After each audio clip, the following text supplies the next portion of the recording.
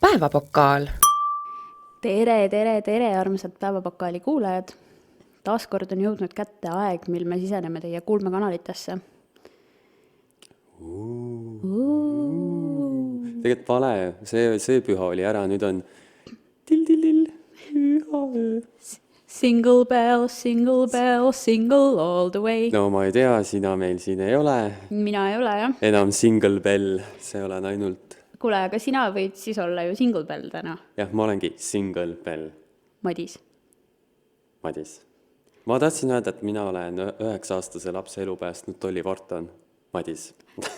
Ja mina olen roosa, lilla ja sinine 9. pilve peal. Triin. Seleta. Jolene. I will always love you. Ei. I will always love you by I Whitney Houston. will not always love you, Madis. My love is conditional. Ahah. Ma kujutan ette, et see on Triin esimesel date'il. My love is conditional. Ei. Ei ole nii või? Ei. Okay. Ma ei maga sinuga. Why are you being weird now? 42 episoodi. Ei, noh. Bitch, you know I love you. Shut up. Shut up and try. Shut up and sleep with me. Come on, why don't you sleep with me? Shut up. Meil oli täna absoluutselt väga tore nagu trashy music moment kontoris. Ja, sest ma lasin mussi. No, teised lasid ka mussi. Ma lasin ekstra trashit, mis on siis 2000-ndate 90-ndate lõpp ning 2000-ndate teine algus. Teine algus. Ja siis selle Rootsi pop. See on nagu it's the trashiest thing ever ja see on nii hea. Nii hea. See on nagu McDonald'si burger. See on lihtsalt nii teaduslikult paika pandud, et sulle peab see meeldima. See on võimatu, et sulle ei meeldi see. Nagu ma tiis, mul on lõpuloo soov. Nii. Kuna meil oli täna kontoris DJ Heiki uue loo video ühisvaatamine, nii. siis Madis rääkis, et Eesti, ütle mulle, mis kuradi maastik see on. Ma ütleks alternatiivskeene. Absoluutselt kõik crust-punkarid said väga pahaseks praegu. Nagu... Ei, kuule, ega alternatiiv ei tähenda ühte kindlat asja, aina. Kas ma võin kasutada terminit prügipop? Jah, sest et nagu šlaager ka ei saa päris öelda. Ei, kurat, see on šlaager, jah. Ei, šlaager on ikkagi sünne. Šlaager on ikka nagu hea. Ja sünne on kuninganna, queen. Okei. Don't come for. Kust nad pärit olid? Ma siiamaani ei tea, kes ta isegi on. Ma tean, et ma muutsin oma nime ära, that's all. That's all, folks. Aga...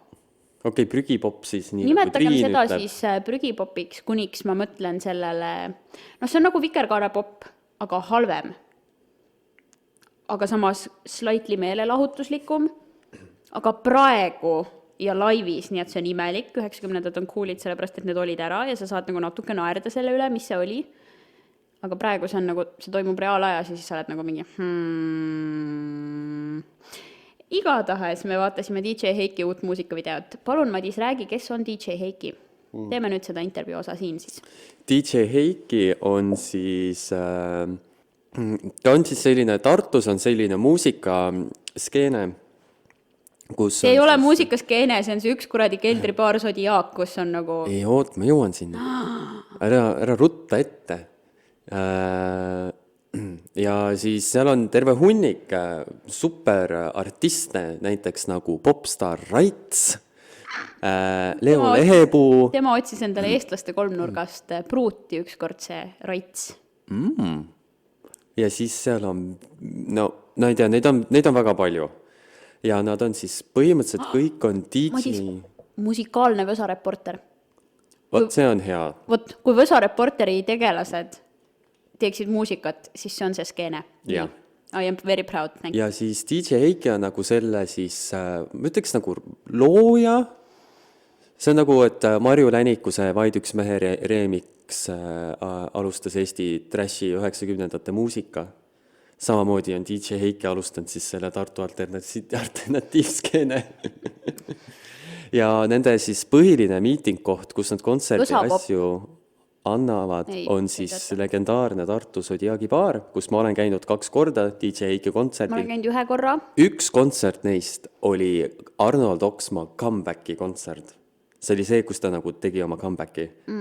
Seal ta ennast täiesti paljaks ei võtnud, nagu ta seda Tallinnas tegi.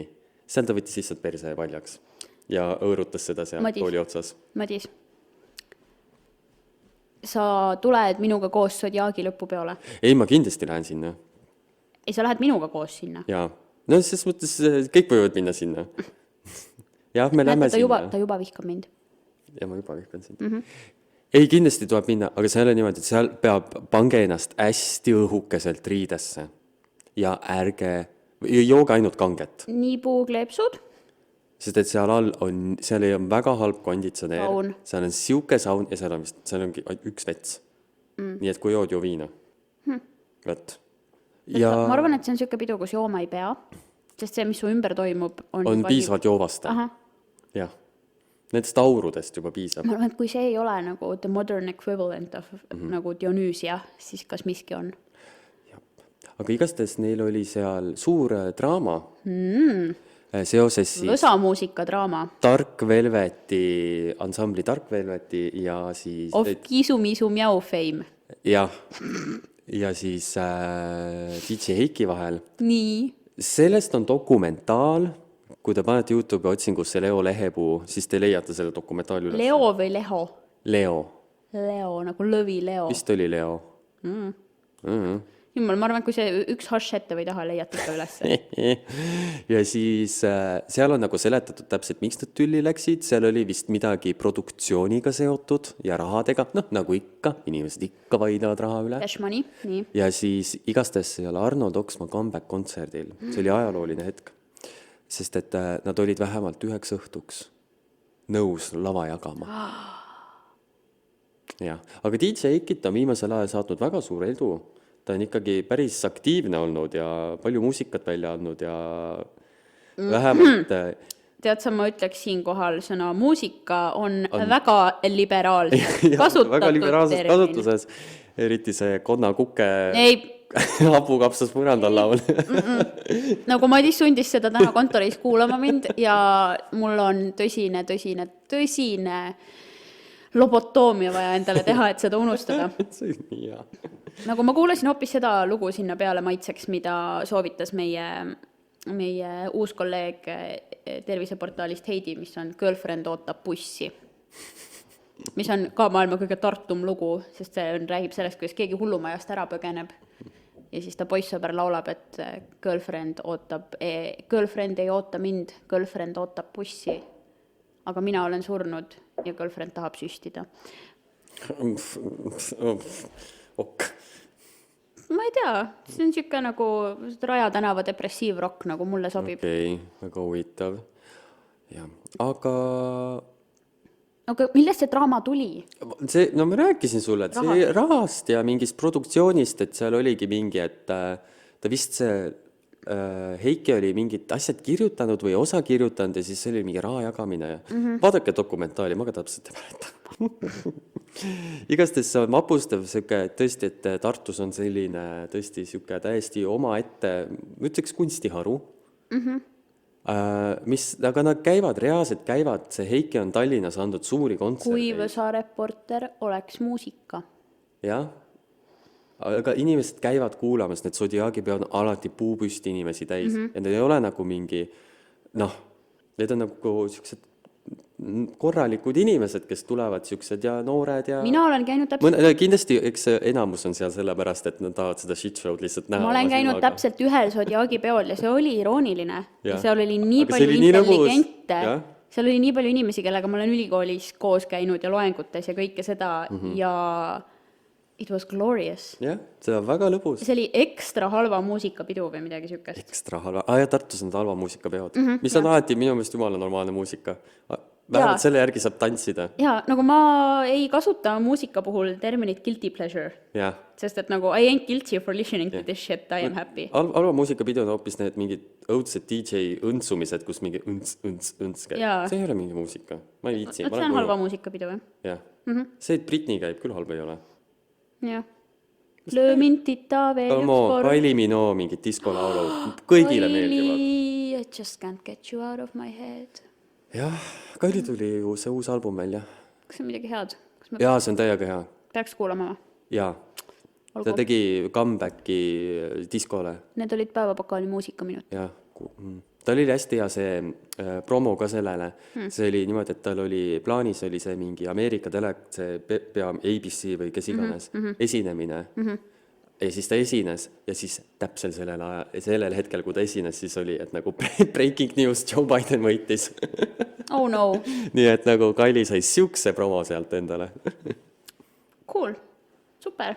Ja tema album läks vist number 1, vähemalt UK-s või. Okay. Mis on suur saavutus sellepärast, et tavaliselt juba tema vanustes naistel on väga raske saada, sest et muusikatööstus on tohutult seksistlik. See ja ka literaali umbes kõik teised tööstused. Jah. Aga jah. Millest me rääkisime? Leo Leebust. Jah. Aga kuidas nad siis nüüd läbi saavad? Ma ei tea. Olgu. Ma arvan, et nad ei saa siiamaani hästi läbi. No, aga selle viimase loo sõnad oli kirjutanud tema. Oli või? Jaa, ma ütlesin seda sulle. Äkki nad ära leppinud? Ja, aga järgmine kord ma lasen sulle Popstar Rightsi. Minge teie ka, kes te veel olete viitsinud seda jauramist kuulata. Pange Popstar Rights ja te ei kahetse. Te raudselt kahetsete. Viimane kord, kui Madis mulle soovitas seda, siis ma eriti võtke see kahetsesin. video, kus nagu selle avapildiks on, kus ta on nagu nukumaja sees. Just do it. Teate, ma arvan, et see koht on täpselt nii fucking randoomne, et siin tuleb nüüd episood lõpetada, sest mul on tunne, et see on korraga nii low kui high note, et selle peal peaks lõpetama. Nagu ikka me rääkisime. Vaata, me püsime teemas, et me lõpetame alati osad niimoodi, et mis asi see oli? Jah. Aga tead sa, Madis, tead mis või? No. See lisab meile taaskuulamise väärtust. Ja. Sa oled nagu, kuidas kurat nad siia jõudsid ja siis hakkad otsast peale. Jah, nii on, nagu elu käib. Tehke oma siiraid patte ja pange hullu. Tehke minu eest ka, ma ei viitsi, ma ise kodus teki all. Aga kohtumiseni, kuulmiseni. Kuulmiseni.